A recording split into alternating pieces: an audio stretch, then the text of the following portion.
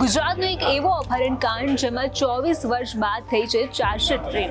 એક એવો કેસ જેમાં 47 આરોપી અને 154 સાક્ષી હતા અને ખંડણી મંગાઈ હતી 20 કરોડની. નમસ્કાર, આજની ક્રાઇમ કહાની સાથે હું છું ખુશ્બુ પંડ્યા.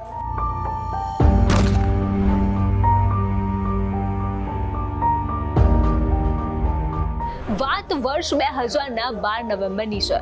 રાત્રિના 3 વાગે રાજકોટથી ભાસ્કર પ્રભુદાસ પારેખ અને પરેશ લીલાધર શાહનું અપહરણ કરવામાં આવ્યું અને આખા રાજકોટમાં ચકચાર મચી ગઈ.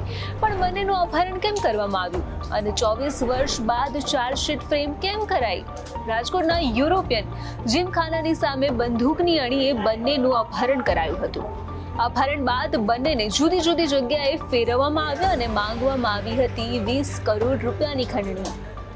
આ અપહરણ કાંડમાં આતંકી કનેક્શન પણ સામે આવ્યું. આસિફ રજા ઉપરાંત દિલ્હી અને મુંબઈની ગેંગ દ્વારા અપહરણ કરવામાં આવ્યું હતું, જેમાં આતંકવાદી આફતાબ અંસારીનો ભાઈ આસિફ એન્કાઉન્ટરમાં ઠાર મારવામાં આવ્યો. પણ એ દિવસે શું થયું હતું?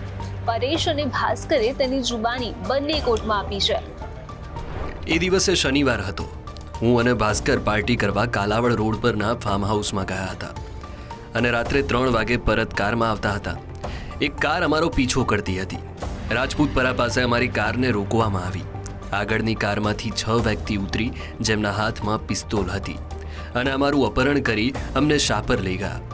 જ્યુસ જેવું પીવડાવતા હું લગભગ 3 દિવસ બેભાન રહ્યો. બાદમાં દર 1-2 દિવસે જગ્યા ચેન્જ કરતા હતા. મને અને ભાસ્કરને અલગ અલગ કરી દીધા હતા. બાદમાં રાજશી મેરનું એન્કાઉન્ટર કરીને પોલીસે મને છોડાવ્યો. અમારું અપહરણ ત્રિકોણબાગ પાસેના યુરોપિયન જીમખાના સામેની ગલીમાંથી થયું હતું. કારમાં બેસાડીને અપહરણ કર્યું અને પાણીમાં કોઈ કેફી પદાર્થ નાખીને ડ્રિંક પીવડાવતા બેભાન થઈ ગયો. અમે જાગીએ એટલે તરત જ પાણીમાં કોઈ પાવડર નાખીને સુડાવી દેતા. એ બાદ જાગ્યો ત્યારે ખબર પડી કે હું દિલ્હી છું. મારું શા માટે અપહરણ થયું એની મને જાણકારી નહોતી. અપહરણ કરનારા લોકો 20 થી 25 વર્ષના હતા. પણ સવાલ હજુ એક છે, બંનેનું અપહરણ કેમ કરાયું? એ વખતે જ્યારે અપહરણ કરાયું ત્યારે દુબઈ અને લંડનથી ખંડણીના ફોન આવતા હતા અને તેમાં મહેસાણાના ભોગીલાલનું પણ નામ આવ્યું.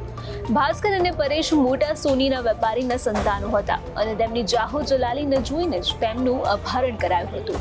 પણ આખરે 14 દિવસ બાદ તત્કાલીન પોલીસ કમિશનર સુધીર સિન્હા અને તેમની ટીમે બંનેને અપહરણકારોની ચુંગાલમાંથી મુક્ત કરાવ્યા હતા.